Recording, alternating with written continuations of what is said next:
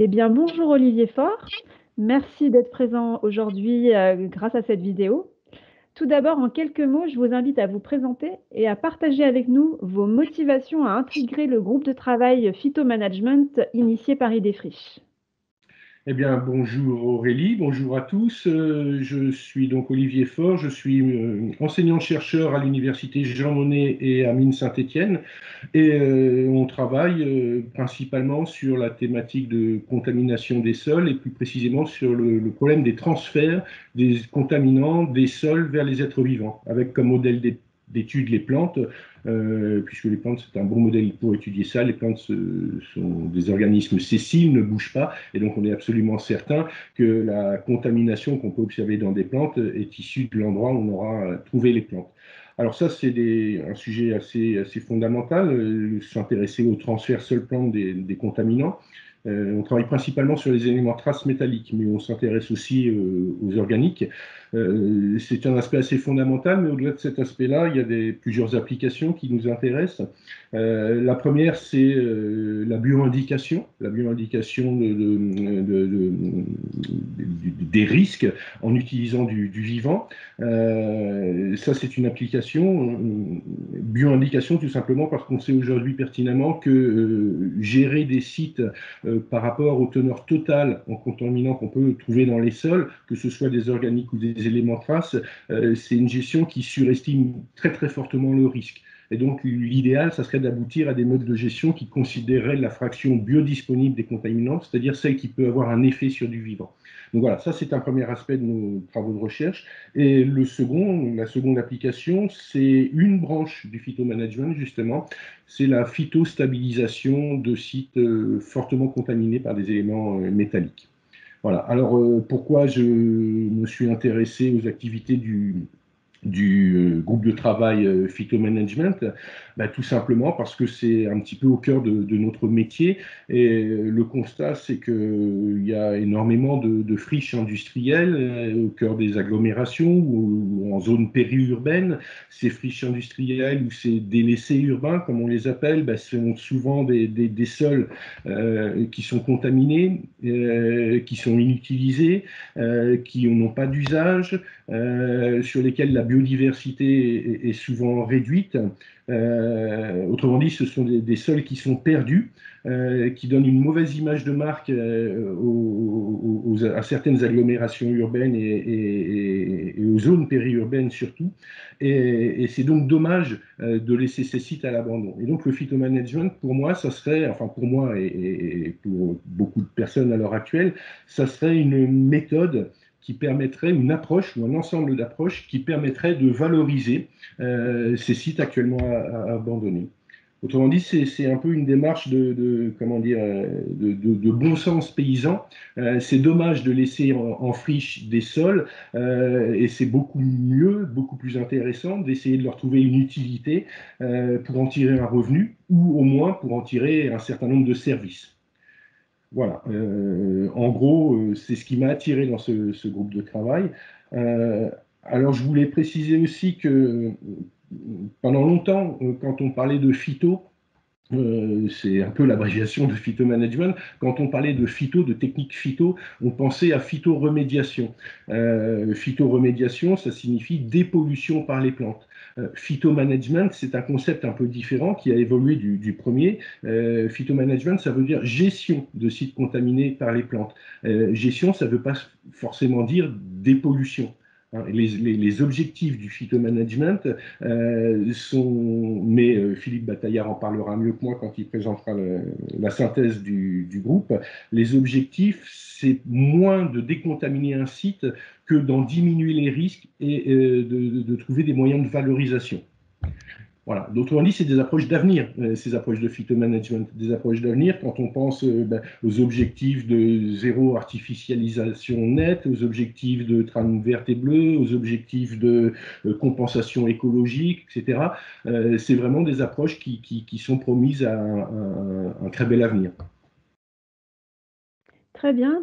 Grâce à vos propos, on voit bien les apports du monde académique au phytomanagement. Du coup, que pensez-vous de la relation à tisser entre le monde industriel et le monde académique sur ce sujet? Alors, effectivement, jusqu'à maintenant, même jusqu'à aujourd'hui, les principaux travaux réalisés dans le domaine du phytomanagement viennent de recherches académiques. Recherches académiques qui ont été stimulées notamment par des financements de l'ADEME et des financements de l'ANR au cours de ces 15 dernières années. Et pour le moment, c'est vrai qu'il n'y a pas eu énormément encore d'échanges. Ça commence à venir, bien sûr, ça bouge, hein, mais il n'y a pas encore eu énormément d'échanges entre ce monde académique et le monde applicatif, le monde industriel. Et ces échanges, il faut évidemment les stimuler. Accelera y travaille hein, à stimuler les échanges entre la recherche académique et les applications industrielles. Mais il faut continuer à les stimuler, il faut continuer à discuter, il faut continuer à échanger parce que les académiques n'iront pas sur le terrain faire du traitement ou de la décontamination. Donc c'est aux industriels de le faire, c'est aux sociétés de dépollution, aux bureaux d'études, etc., d'aller sur le terrain, accompagnés évidemment par des académiques, parce que quand on gère un terrain contaminé par ces approches de phytomanagement, évidemment il y a un grand nombre de questions qui se posent et auxquelles il faut essayer de répondre.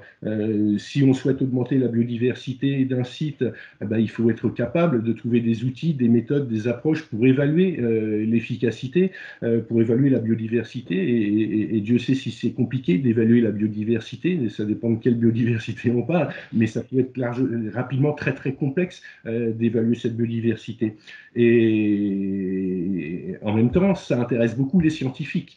Donc, disposer de terrains qui seraient gérés par phytomanagement et sur lesquels les scientifiques pourraient aller travailler, des terrains qui pourraient être utilisés comme laboratoire extérieur, ça serait une bonne opportunité pour les scientifiques. Donc, il y a la biodiversité, d'une part, qui est difficile à évaluer, mais quand on cherche à diminuer les risques des contaminants, il faut aussi savoir évaluer leur mobilité, leur transfert, etc. Et là aussi, les scientifiques ont leur regard ou leurs idées à amener. Donc il y a des compétences qui sont complémentaires, évidemment, entre le monde de la recherche purement académique et le monde de l'application. Les deux doivent impérativement travailler la main dans la main, ensemble, en regardant dans la même direction. Très bien. Donc finalement, pour conclure, pour vous, quels seraient les principaux freins à mettre en avant aujourd'hui concernant le phytomanagement? Alors, pendant longtemps, quand on a parlé de frein au phytomanagement ou à la phytoremédiation au sens large, on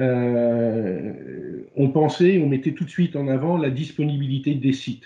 Alors évidemment, quand on fait du phytomanagement, il faut être sûr de pouvoir disposer d'un site sur une période de 5 ans, de 10 ans, de 20 ans, parfois même plus, sur une période de temps relativement longue. Donc effectivement, c'est des approches qui ne s'appliquent pas sur des sites pour lesquels comment dire, la pression foncière serait très forte. Mais des sites qui correspondent à cette définition, des laissés urbains, des friches industrielles qui ne sont pas gérées depuis plusieurs années et qui ne seront pas gérées pendant encore plusieurs années, il y en a des milliers en France, pour ne pas dire des dizaines, des centaines de milliers. Donc des sites disponibles pour du phytomanagement et du temps, des sites pour lesquels on a du temps disponible pour du phytomanagement, il y en a énormément. Autrement dit, ça signifie qu'il y a un marché potentiel très très important pour le phytomanagement, puisqu'il y a beaucoup de sites qui seraient potentiellement disponibles. Alors, autrement dit, ce n'est pas forcément un frein, cette contrainte de temps pour ces approches de phytomanagement. Le frein principal, ça serait plutôt au niveau des maîtres d'ouvrage qui ne connaissent pas suffisamment ces méthodes-là, qui ne sont pas suffisamment informés de ce qu'ils peuvent attendre, des objectifs qu'ils peuvent attendre avec ces approches de phytomanagement. Donc il faut déjà manifestement faire de l'information auprès des maîtres d'ouvrage. C'est le but un petit peu de la journée d'aujourd'hui, de toute façon. Donc informer les maîtres d'ouvrage, savoir ce qu'ils peuvent attendre de ces approches de phytomanagement. Et puis deuxièmement, former aussi peut-être dans cette direction davantage de maîtres d'œuvre qui seraient capables de mettre en place des projets de phytomanagement. Parce qu'évidemment, là, à l'heure actuelle, il y a déjà des sociétés qui s'intéressent à ces approches, qui commencent à mettre en place des programmes de phytomanagement, mais ces sociétés sont encore trop peu nombreuses finalement et nécessiteraient des bras, des cerveaux supplémentaires pour les aider à avancer dans cette direction-là. Autrement dit, non seulement il y a le enfin, il y a un filon de sites qui sont disponibles pour le phytomanagement, mais ce phytomanagement pourrait créer de nouveaux métiers assez rapidement. Il y a besoin de personnes spécialisées, de maîtres d'œuvre spécialisés dans ces approches, capables de répondre à des objectifs de maître d'ouvrage. Donc voilà, en gros, le principal frein, c'est ça, informer les maîtres d'ouvrage et former des maîtres d'œuvre. Parfait. Je vous remercie pour ces messages très intéressants et qui permettent de bien commencer la journée. Et je vous remercie également pour le temps que vous avez consacré au groupe de travail. Merci Merci à beaucoup. vous, Aurélie.